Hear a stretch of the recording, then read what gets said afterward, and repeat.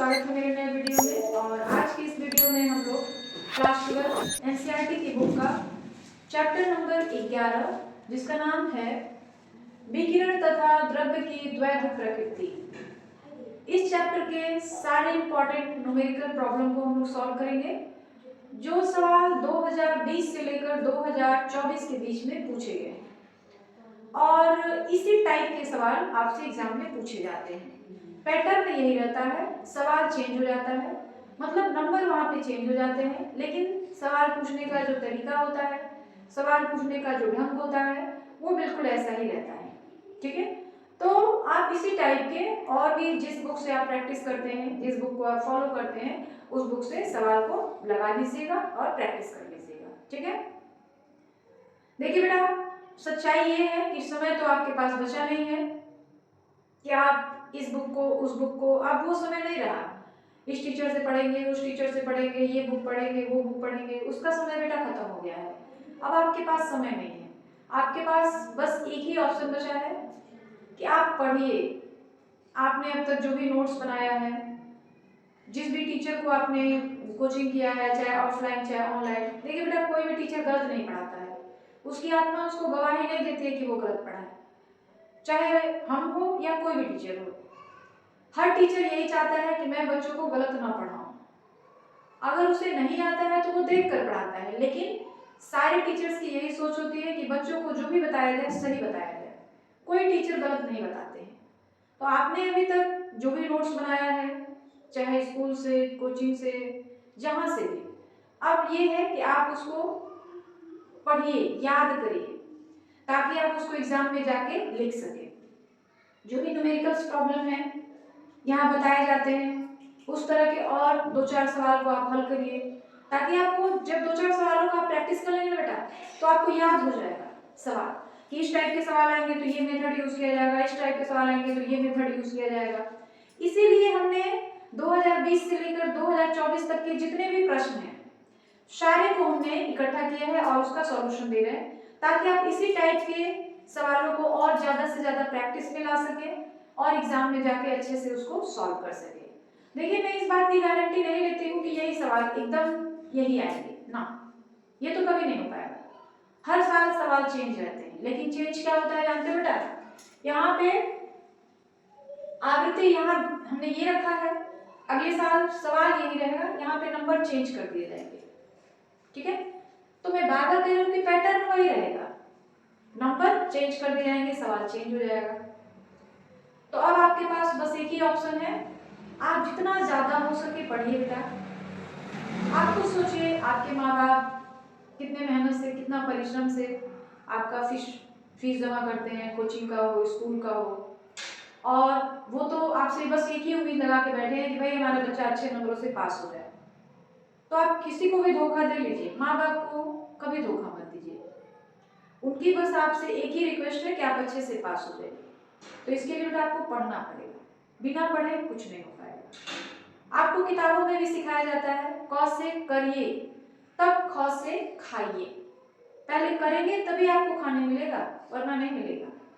इसलिए बेटा मेहनत करिए, 3 घंटा 4 घंटा 5 घंटा रोज पढ़िए आप। मैं ये नहीं कहती हूँ कि आप लगातार 3 घंटा, लगातार 3 घंटा 4 घंटा तो कोई नहीं पढ़ पाता है। थोड़ा सा ब्रेक लेकर के जो भी आपको समय मिलता हो, जिस हिसाब से समय मिलता हो उस हिसाब से पढ़िए, लेकिन पढ़िए तो उसमें ईमानदारी दिखाइए। गार्जियन को ना दिखाइए कि मैं पढ़ रहा हूँ या मैं पढ़ रही हूँ, आपके अंदर डर होना चाहिए। और किसी भी इंसान के लिए जो डर होता है ना बेटा, वही सबसे बड़ा उसका जो कहा जाए ना कि मोटिवेट करने वाला होता है। अगर आपके पास डर है, आपके अंदर डर है, तो आपके पास सबसे बड़ा मोटिवेशन पावर है। आपके अंदर किसी चीज से डर नहीं है, समाज से, गार्जियन से लाज नहीं है, तो आपके पास कोई मोटिवेशन पावर नहीं है। इसलिए बेटा मेहनत करिए, उसके अलावा मैं कुछ नहीं कहना चाहती हूँ। चलिए अब हम लोग अपने टॉपिक पे आते हैं और स्टार्ट करते हैं सवाल नंबर फर्स्ट, लेसन नंबर 11 का। और यह सवाल 2024 के FU सेट में पूछा गया है और 2 नंबर में पूछा गया सवाल है। ठीक है, और इसी तरह का सवाल है जो कि 2019 में पूछा गया है और वह 3 नंबर में पूछा गया है। तो मायने ये नहीं रखता कि सवाल कितने नंबर में पूछ रहा है, ये मायने रखता है कि आप उसे कर पाते हैं या नहीं। ठीक है, तो चलिए स्टार्ट करते हैं। इस तरह के जो भी सवाल होंगे उसको हम लोग कैसे हल करेंगे।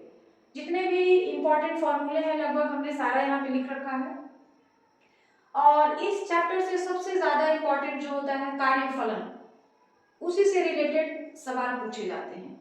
और कार्यफलन तो अपने आप में एक बहुत ही इंपॉर्टेंट टॉपिक है, इसको तो आपको बिल्कुल ही पढ़ के जाना है, और उससे रिलेटेड जो न्यूमेरिकल प्रॉब्लम्स होते हैं वो भी। ठीक है, तो चलिए स्टार्ट करते हैं। किसी संवेदी सतह के लिए देहली आवृत्ति 8 × 10⁻14 हर्ट्ज है, पृष्ठ का कार्यफलन ज्ञात करें। तो कार्यफलन को आप फॉर्मूला नंबर फर्स्ट φ0 या W से रिप्रेजेंट कर सकते हैं। H क्या है, प्लांक नियतांक है। V क्या है, V0 जिसको हम लोग कह रहे हैं देहली आवृत्ति है। ठीक है, तो जो पदार्थ है उसकी देहली आवृत्ति दे दी गई है, आपको केवल कार्यफलन निकालना है। तो कार्यफलन के लिए आप φ0 भी लिख सकते हैं या फिर W भी लिख सकते हैं, कुछ भी लिख सकते हैं। ठीक है, और फॉर्मूला क्या है हमारे पास, H × V0। V0 देहली आवृत्ति है और H का मान ये प्लांक नियतांक है जो कि फिक्स होता है, आपको भी याद होना चाहिए। जो प्लांक नियतांक होता है ना, उसका मान जो होता है 6.6 × 10⁻34 होता है। ठीक है, तो ये मान हम लोग रख लेंगे 6.6 × 10⁻34। देखिए 6.67 के आगे और सारे भी नंबर्स होते हैं, लेकिन कैलकुलेशन कम हो इसके लिए हम लोग दशमलव के एक ही अंक तक लेते हैं। ठीक है, और देहली आवृत्ति 8 × 10⁻14। ठीक, 6.6 × 8 × 10 के पावर, देखिए -34 और +14, तो इन दोनों को हम लोग माइनस कर लेंगे क्योंकि एक प्लस है और एक माइनस है, तो आ जाएगा -20। तो ये हमारे पास आ गया -20। अगर इसका हम पॉइंट हटा दें, इसका पॉइंट आप हटा सकते हो ना, अगर इसका हम पॉइंट हटा दें तो नीचे 10 आ जाएगा। ठीक, इसको भी अगर हम ऊपर ले चले तो क्या हो जाएगा, या फिर रहने दीजिए, इसको 6 से इंटू कर दीजिए तो क्या हो जाएगा 6×48 जस्ट 50 क्या 528/10 × 10 के पावर -20। ठीक है, ये जो भी आंसर आएगा बेटा ये जूल में आएगा, क्योंकि जो वर्क डन होता है उसका मात्रक जूल होता है, इसलिए। ठीक है, अब देखिए इसको हम लोग भाग देंगे तो 52.8 आएगा। ये कहा जाता है कि जब भी इस तरह के सवाल आए तो भाग दीजिए तो मानक रूप में लाने की कोशिश करिए। मानक रूप का मतलब ये होता है कि एक अंक के बाद इधर से, ठीक है, एक अंक के बाद दशमलव आना चाहिए, यानी 5 के बाद दशमलव होना चाहिए। तो 5 के बाद दशमलव होना चाहिए यानी नीचे 100 होना चाहिए, तभी तो 5 के बाद दशमलव आएगा। तो हमने क्या किया, नीचे 10 से इंटू कर दिया तो ऊपर भी 10 से इंटू कर देंगे। आ रही है बात समझ में, हमने नीचे 10 से इंटू किया तो ऊपर भी कर दिया, तो ये अब ये कट जाएंगे, फिर सवाल हमारा फिर से वही रह जाएगा। तो ये हो गया 528/100 इंटू 10 के पावर -19 जूल। काट देंगे तो आ जाएगा 5.28 10 के पावर -19 जूल। अगर इसी ऊर्जा को इलेक्ट्रॉन वोल्ट में बदलना हो तो 1.6 × 10 के पावर -19 से हम लोग भाग दे देंगे। ठीक है, तो ये अभी जूल में है, हम इसको भाग दे दे रहे हैं इतना से 1.6 × 10 के पावर -19 से भाग दे देंगे, तो ये और ये कैंसिल हो जाएगा, बचेगा हमारे पास 528 1.6। इसको आप भाग दे दीजिए, जो आएगा वो इलेक्ट्रॉन वोल्ट। ठीक है, तो इस तरीके से यह सवाल जो है आपका कंप्लीट हो गया। अब जरूरत ये है बेटा कि इस तरह के सवाल जो भी है उसको आप प्रैक्टिस करिए, वरना इस तरह देखोगे कहोगे आता है, एग्जाम में जाओगे बेटा प्रैक्टिस नहीं रहती है ना तो आता हुआ सवाल आगे भी जाके रुक जाता है। अगर उस सवाल को आप लिख के बनाए रहेंगे, लिख के प्रैक्टिस किए रहेंगे, तो आप लिखते जाएंगे। लेकिन बस एक बार देख के छोड़ दिया, हाँ ऐसा सवाल आएगा तो हम तो कर लेंगे, तो वहां पे दिक्कत हो जाती है, बच्चे आधे में भूल जाते हैं। इसलिए जो भी प्रैक्टिस करिए लिख के करिए, उसमें आपको फायदा होगा, आपकी स्पीड बढ़ेगी लिखने की, राइटिंग भी सही होगी। और जो शिकायतें होती है ना बच्चों को कि आधे में जाके भूल गए, आधे में जाके अटक गए, वो चीज नहीं होगी आपके साथ, वो प्रॉब्लम नहीं आएगी। ठीक है, क्लियर है? आगे बढ़ा जाए। अब हम लोग एक दूसरा सवाल करेंगे, और यह सवाल जो है 2020 में XU सेट में पूछा गया है। ठीक है, सवाल देखिए क्या है। 5000 एंगस्ट्रॉम तरंग दैर्ध्य का प्रकाश देने वाले 40 वाट एक वर्णीय प्रकाश स्रोत से प्रति सेकंड उत्सर्जित होने वाले फोटानों की संख्या ज्ञात करें। तो फोटानों की संख्या को हम लोग n से दिखाते हैं। एक देखिए यहाँ पे थोड़ा सा गड़बड़ है, h/p होता है, लैम्डा बराबर h/p होता है। p क्या है? संवेग है, और संवेग m/v के बराबर होता है। ठीक है, तो चलिए इस सवाल पे आते हैं। हम लोग इसको करेंगे कैसे? ठीक है, पावर दिया गया है, शक्ति 40 वाट, पहले लिखेंगे दिया गया है, दिया है P is equal to 40 watt, lambda is equal to 5000, इसको आप ऐसे लिख सकते हैं 5 इंटू 10 के पावर -7, इसको हम 10 से इंटू कर देंगे, एंगस्ट्रॉम में था ना तो मीटर में लाने के लिए 10 के पावर -10 से इंटू कर देंगे, तो आ जाएगा 5 इंटू 10 के पावर -7 मीटर। ठीक है, अब देखिए पावर बराबर क्या होता है? स्रोत की शक्ति, स्रोत की शक्ति P बराबर n इंटू फोटान की ऊर्जा, फोटान की ऊर्जा, ये ठीक है। शक्ति बराबर n इंटू फोटानों की ऊर्जा होती है। P का मान 40 वाट दे रखा है उसमें, n फोटानों की संख्या है। फोटान की ऊर्जा का जो मान होता है P बराबर m into h c by lambda, ये फोटान की ऊर्जा होती है।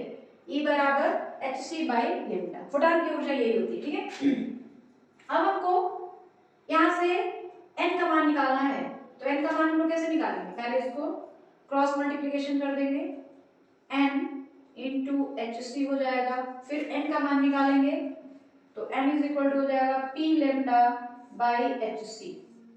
ठीक है, यानी फोटानों की संख्या p lambda by h c हो जाएगा, तो n बराबर हो जाएगा p का मान कितना है?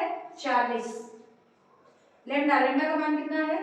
5 इंटू 10 के पावर -7, और h का मान 6 है, जिसको हम लोग प्रांत नियतांक कहते हैं। 6 इंटू 6.6 इंटू 10 के पावर -34, और c का मान होता है 3 इंटू 10 के पावर 8 मीटर प्रति सेकेंड। ठीक है, अब इसी को हल कर देना है, इसका पॉइंट बढ़ाएंगे तो ऊपर 10 चला जाएगा, उसके बाद 10 इंटू 40 400 हो जाएगा, तो ये 5 इंटू 400 10 के पावर -7, नीचे आ जाएगा 66 इंटू 3, 6 3 18, 6 3 18 और 19, और 10 के पावर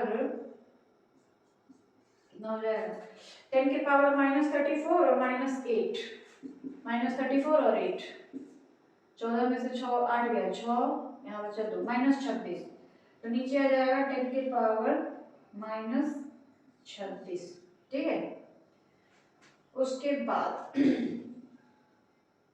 ऊपर ले चलते हैं इसको, तो ये थोड़ा सा और सिंप्लीफाई कर लीजिए, ये हो जाएगा 5 चौके 20, 2000, 10 के पावर -7, और नीचे आ जाएगा 198, और ये भी 10 के पावर -26 को ऊपर लेके चले जाएंगे तो +26 हो जाएगा।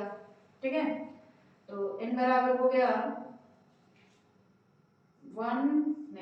200, और 10 के पावर 26 में से 7 घटा देंगे तो 16 में से 7 गया 9, यानी 10 के पावर नहीं +19 हो जाएगा और नीचे आ जाएगा 198। इसको आप ऐसे लिख सकते हैं 200/198 भाग दे देंगे, आसानी से भाग हो जाएगा, 1 0 इधर ऐड हो जाएगा 10 के पावर 20। अब 198 से भाग देंगे हम लोग, एक बार में जाएगा तो इसका आंसर आ जाएगा एक बार में, यानी 1.01 × 10 के पावर 20 ये फोटॉनों की संख्या होगी। ठीक है, तो इस तरह के भी सवाल इंपॉर्टेंट है और पैटर्न हमने यही कहा, यही रहेगा, सवाल बस चेंज हो जाएंगे, नंबर चेंज हो जाएंगे, तो इसी हिसाब से सवाल को करना है। क्लियर है सब कुछ, कोई दिक्कत नहीं है, आगे बढ़ा जाए। हम लोग एक अलग सवाल करेंगे और यह सवाल जो है 2023 में FG सेट में पूछा गया। ठीक है, और सवाल है सोडियम धातु से एक इलेक्ट्रॉन निकालने के लिए 2.3 इलेक्ट्रॉन वोल्ट ऊर्जा की आवश्यकता होती है। क्या लैम्डा = 6800 एंगस्ट्रॉम तरंगदैर्घ्य वाले नारंगी प्रकाश द्वारा सोडियम पर प्रकाश वैद्युत प्रभाव उत्पन्न करेगा? तो देखिए कार्यफलन φ0 फॉर्मूला लिखा गया है HV0, इसको आप ऐसे लिख सकते हैं φ0 hc/λ0। ठीक है, फिर हमको क्या निकालना है λ0 का मान निकालना है, तो λ0 hc/φ0। ठीक है, अब λ0 का हम लोग मान निकाल लेते हैं। λ0 क्या है, देहली तरंगदैर्घ्य है और v0 क्या है, देहली आवृत्ति है। ठीक है, तो h का मान 6.6 × 10 के पावर -34 जूल प्रति सेकंड और c का मान 3 × 10 के पावर 8 मीटर प्रति सेकंड और φ0 का मान दिया गया है कितना, इलेक्ट्रॉन वोल्ट में है तो इसको हम लोग जूल में बदल देंगे। तो इलेक्ट्रॉन वोल्ट को जूल में बदलने के लिए 1.6 × 10 के पावर -19 से मल्टीप्लाई कर दिया जाएगा। ठीक है, अब इसको हल कर दीजिए, देखिए कि क्या जो देहली तरंगदैर्घ्य आता है, अगर इससे अधिक आएगा तो प्रकाश वैद्युत प्रभाव उत्पन्न होगा और इससे कम आएगा तो प्रकाश वैद्युत प्रभाव उत्पन्न नहीं होगा। ठीक है, तो चलिए स्टार्ट करते हैं। पहले तो ये पॉइंट और ये पॉइंट कैंसिल आउट हो जाएंगे, इस पॉइंट की वजह से ऊपर एक 10 चला जाएगा। अब ये हो जाएगा हमारे पास 3 × 18 198 और 10 के पावर हो जाएगा 9, तो 10 के पावर 34 -9 14 में से 9 गया 5 और यहाँ बच गया 2, तो आ जाएगा -25। ठीक है, और नीचे 16 × 23 करना है आपको, 10 के पावर -19 को ऊपर ले चलते हैं तो 10 के पावर +19 हो जाएगा ये। ठीक है, इसको मल्टीप्लाई करना पड़ेगा, तो कर लीजिए 23 16 6 × 18 12 और 1 13 3 2 8 9 सॉरी 6 3 6 8। ठीक है, तो ये कितना आ जाएगा हमारे पास आ गया 198/368 और इंटू 10 के पावर, एक इधर ले लें ताकि भाग हमारा आसानी से हो जाएगा, इससे बड़ा रहेगा तो यहाँ हो गया 10 के पावर -25 और 10 के पावर 18, क्योंकि यहाँ से एक 0 हमने इसके पास कर लिया है ताकि 1900 हो जाएगा तो इस 368 से आसानी से भाग लग जाएगा। अब ये बचा हुआ है, इसको हम हल करेंगे, 10 के पावर आ जाएगा 15 में से 8 गया 7, बस -7 बच जाएगा। ठीक है, और इसको हम लोग भाग दे देंगे तो आ जाएगा 368 से भाग देंगे तो आएगा हमारे पास, भाग देते हैं यहीं पे 198 368 से भाग देंगे 5 बार में, तो 5 × 8 = 40 5 × 6 = 30 30 × 4 = 34 15 15 3 18 0 4, मतलब इसको हम लोग भाग देंगे तो आंसर जो आएगा हल करेंगे तो डायरेक्टली आप इसको हल कर लीजिएगा, आएगा 5, इसको हमने हल करके देखा हुआ है 380 एंगस्ट्रॉम। ठीक है, अब देखिए जो देहली तरंगदैर्घ्य आया है उसका मान आया है 5380 एंगस्ट्रॉम और जो आपतित किरण है उसके जो तरंगदैर्घ्य है 6800 एंगस्ट्रॉम है, तो यह देहली तरंगदैर्घ्य तो कम पड़ रहा है, यानी जब सोडियम धातु जो है प्रकाश वैद्युत प्रभाव उत्पन्न नहीं करेगा। ठीक है, लिखेंगे देहली तरंगदैर्ध्य, देहली तरंगदैर्ध्य का मान आपतित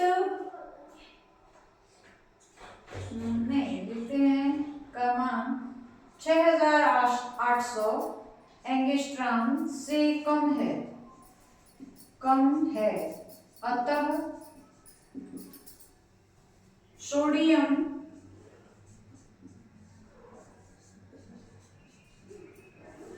पर प्रकाश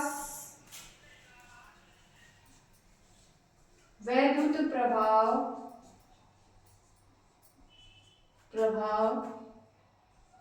सोडियम प्रकाश वैद्युत प्रभाव उत्पन्न नहीं करेगा, उत्पन्न नहीं करेगा।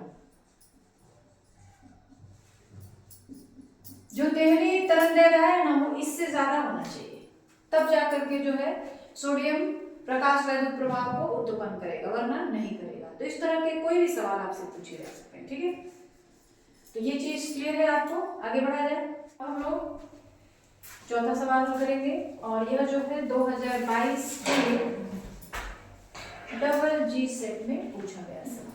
ठीक है, सवाल क्या है, एक धातु का कार्यफलन 2.0 इलेक्ट्रॉन वोल्ट है और 5000 एंगस्ट्रॉम तरंगदैर्ध्य के एक कोणीय प्रकाश से प्रदीप्त किया गया है। गणना करें, किस किस चीज की गणना करनी है, देहली तरंगदैर्ध्य और अधिकतम गतिज ऊर्जा। ठीक है, तो सबसे पहले हम लिखेंगे दिया हुआ चीज दिया है W यानी कार्यफलन या 2.0 electron volt, lambda is equal to 5000 angstrom. अब आपको देहली आवृत्ति देहली तरंगदैर्ध्य निकालना है। तो देहली तरंगदैर्ध्य के लिए आपको पता है 50 इज इक्वल टू हम लोग लिखते हैं h v0 या इसी को हम लिख सकते हैं h c बाई लेम्डा 0। ठीक है, तो लेम्डा 0 की वैल्यू कितनी आ जाएगी, h c बाई 5 आगे बात समझ में। अब लेम्डा 0 का मान हमको निकाल देना है, तो निकालेंगे कैसे, lambda 0 is equal to h का मान है 6.6 इंटू 10 के पावर माइनस 34 इंटू c का मान है 3 इंटू 10 के पावर 8 मीटर पर सेकेंड और 50 इसकी वैल्यू दी गई है 2, तो इसको हम लोग इसमें चेंज कर देते हैं, क्या कहते हैं 2.0 इलेक्ट्रॉन वोल्ट में, तो जूल में करेंगे तो 1.6 इंटू 10 के पावर माइनस 19 से मल्टीप्लाई कर देंगे। ठीक है, और इस पूरे को हल करेंगे, तो इस पूरे को हम लोग हल करेंगे तो आ जाएगा हमारे पास, पहले तो पॉइंट वैसे ही कैंसिल हो जाएगा, ये पॉइंट रहेगा अभी तो ये आ जाएगा 6 10 के पावर 6 इंटू 3 10 के पावर माइनस 26 बाई 2.0 1.6 इंटू 10 के पावर माइनस 19 को ऊपर लेके चले जाएंगे तो हो जाएगा 198 66 और 3 को इंटू कर देंगे तो 198 नीचे आ जाएगा 10 के पावर माइनस 26 पॉइंट के बाद 0 का कोई वैल्यू है नहीं तो आप छोड़ भी सकते हैं इसको 16 इंटू 10 के पावर माइनस 19 को ऊपर ले चलते हैं तो आ जाएगा 10 के पावर प्लस 19 तो ये हो जाएगा 198 बाई 32 10 के पावर 16 में से 9 गया 7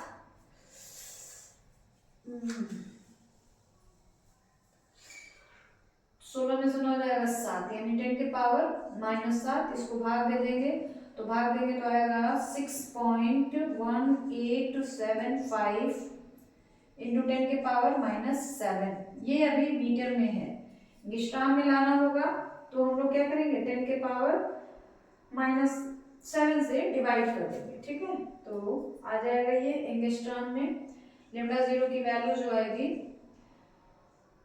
6.1875 इंटू 10 के पावर माइनस 7 है ये है, इसको हम लोग 10 के पावर -10 से डिवाइड कर देंगे तो आ जाएगा इसका मान 6187.5 एंगस्ट्रॉम, ये आ गया।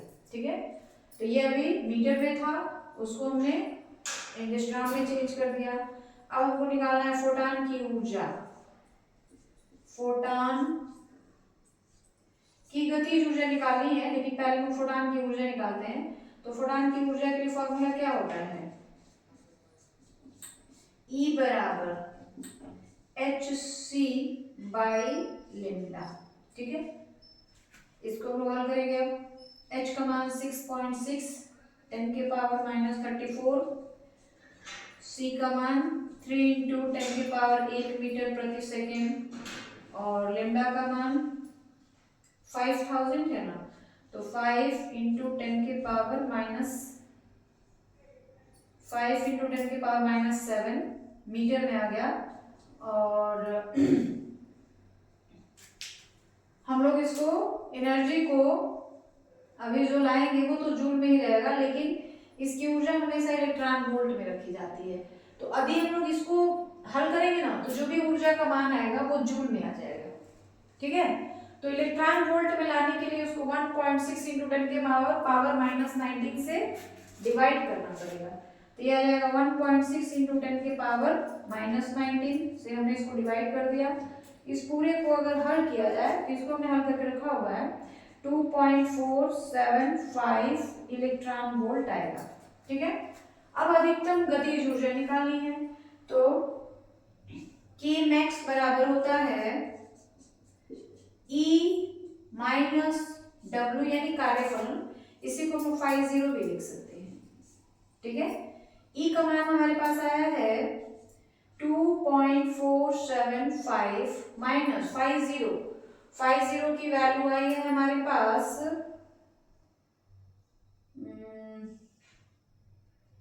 50 की वैल्यू, ये W कार्यफलन जो दिया है ना वो इलेक्ट्रॉन वोल्ट में, तो 2.0 इसकी वैल्यू आ जाएगी 0.475 वोल्ट।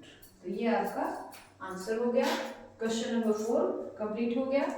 और इस तरह के सवालों को आप ज़्यादा से ज़्यादा प्रैक्टिस करके जाइए एग्जाम में, क्योंकि ये सारे सवाल 2020 से लेकर के 24 के बीच में पूछे गए सवाल है। और आज के वीडियो में बस इतना ही, बाकी हम लोग कल के वीडियो में देखेंगे। और वीडियो के लास्ट में मैं यही कहना चाहती हूँ कि अगर आपको हमारे वीडियो अच्छे लगते हैं तो प्लीज़ हमारे वीडियो को ज़्यादा से ज़्यादा शेयर करें, चैनल को सब्सक्राइब कर लें, ताकि जो भी नोटिफिकेशन यहाँ से दिए जाए वो आपको जल्दी से जल्दी मिल जाए।